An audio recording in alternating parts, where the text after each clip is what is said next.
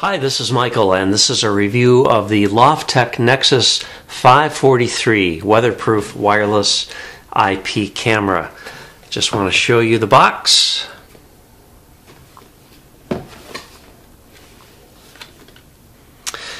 This is made in China, and I'm going to take everything out and show you how it works. Here's everything you get. First of all, here is the camera itself. Now this camera is just about the size of a can of soda, so just to give you an idea as to its size. And then you do have the shield on top, which does have some fore and aft movement, about an inch or so. There's a threaded screw hole on the bottom here, and that is for attaching the mounting bracket. This is not a very substantial bracket. It's very thin, seems to be like stamped aluminum here. In any case, it's kind of lightweight. It does the job in the most minimal way possible, I guess.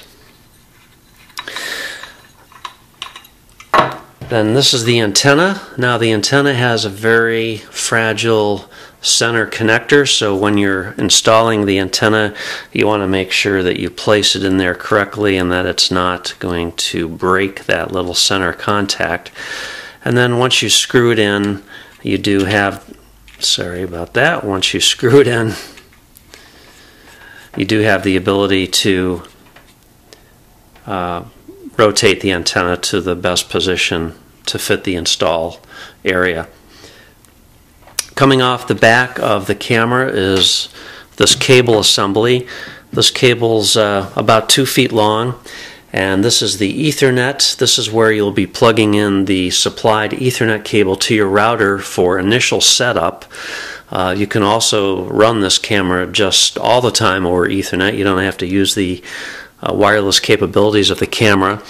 And then there are two additional cables. This is the power, and this is a reset button for the camera. And then here's the AC adapter.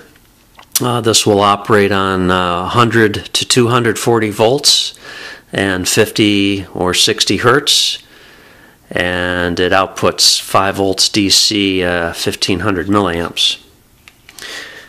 And this has a 5-foot cord length on it. So you are somewhat limited.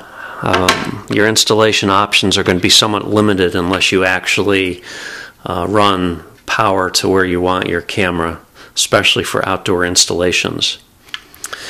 So I'm going to tell you that this is a waterproof case. It's rated IP66, which is about as good as you can get, really, other than just a completely waterproof underwater camera.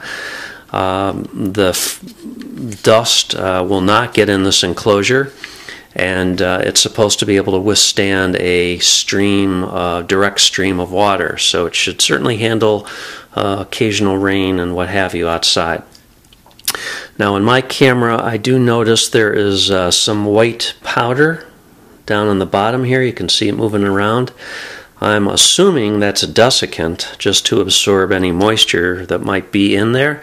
I'm not completely sure what that is, but I can't think of what else it would be, but I would like to know why it's just floating around in there. It doesn't seem like it can make its way to the lens, but in any case, I will be contacting Loftek to find out what the deal is with that.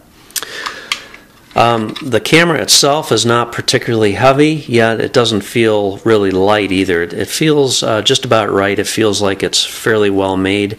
The image quality, however, is quite good, 640 by 480, and the colors are very accurate. And at night, the 36 infrared LEDs here do an outstanding job.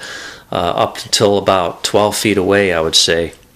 I'm very impressed with the LEDs on this, the infrared.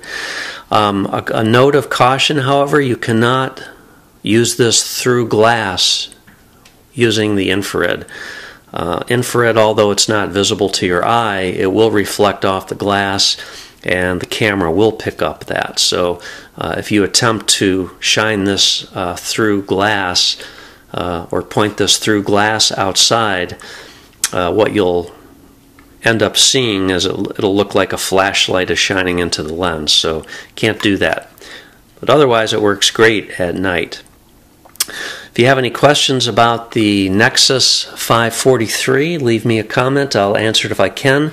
I am going to follow up the end of my review here with some stills and maybe a video snippet to show you the camera in action. If you have any questions, leave me a comment and I'll answer it if I can. Thanks for watching. Have a great day.